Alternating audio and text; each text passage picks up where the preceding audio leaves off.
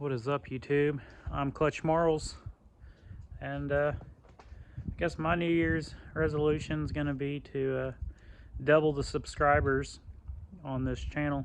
We're at 2,200 some change. Let's just say let's get to 5,000 by the end of the year. Can we do that? Let's get to 5,000 subscribers. So if you haven't subscribed, do it, and then take your spouse's phone and subscribe on theirs also. Check this out. We got a early 90s square body Ford. Grand Marquis. We're gonna strip out in our free time. I feel like this car is like bad luck. It's got 4 flat tires. Took me 30 minutes to get on the trailer. It did not want to winch up straight. It kept going crooked, but it's got the 5.0, so y'all know what that means. More money for the engine. And then we got another 5.0. This one came out of an 80s town car. Gonna try to post it online, see if anybody wants to buy it before we sell it as a cutout. You know, it is now January 1st. You know, we got Redneck Rumble like 3 or 4 weeks. I don't know. we're gonna try to go. Maybe with this car, who knows? But we started the countdown because we're in the same month as the Derby. Time to open up that rear end, see what she looks like. First thing I gotta do is drain my oil pan, just in case there is fluid in my rear end. I filled it up before Blizzard Bash. I don't know, maybe it ran out, maybe someone stole it. But just in case, we're gonna put the oil pan underneath it, but first I have to drain this.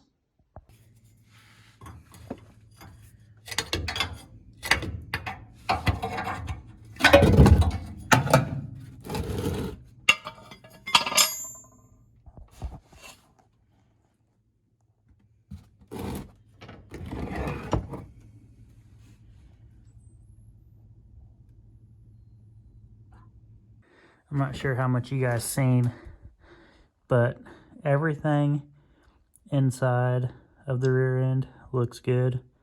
So now I'm gonna pull my axles. I took the tire off. It spins both ways.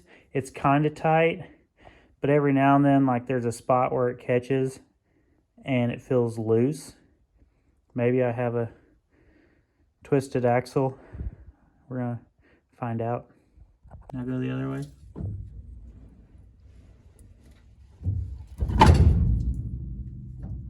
Keep going.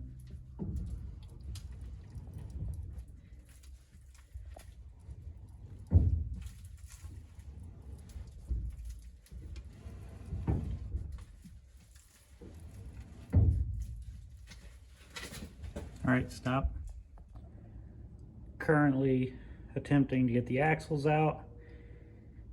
I got the 4 bolts holding the axle in on the back out, and I tried using a big pry bar. It wasn't going. We got an axle puller. We got a slot hammer. I just want to see what the axle looks like. Come on, man.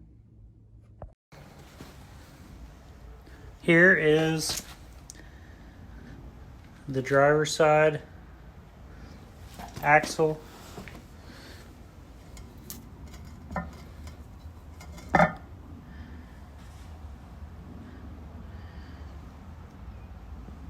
looks big. Doesn't really look bent. I'm gonna say it's good. Y'all can see here, we no longer got the 5.0 tied up on the engine stand. We got it sold tonight. We sold it for more than the core buyers, so that counts as a win. We got both axles out. That was counting as a win, but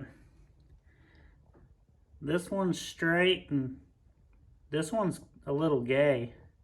As you can see, like right in here, it and then changes directions. Yeah. So this ended up going from needing a ring gear and a pinion yoke to needing that along with new axles and possibly a new full spool. So we went from like $100 to fix it to I don't know, probably about $2,000.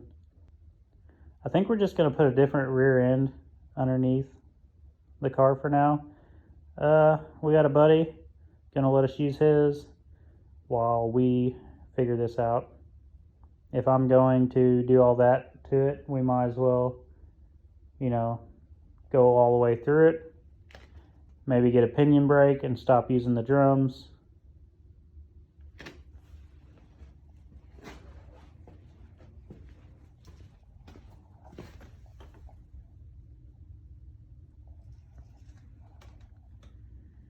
So sad. Well, there we have it. We messed up the pinion gear, the splines on the passenger side axle. So we're gonna pull all this out, slowly get all the stuff to rebuild it. It's looking like it's about $2,000 to put everything on it new. We're gonna borrow a rear end from a buddy. We'll probably put that in next video. Hit like, hit subscribe, tell your friends. Check out the website because we got a lot of stuff popping off. It's gonna be new. We're gonna throw some hump plates on this thing. Put the radiator protector in it. Let's go. Here we go.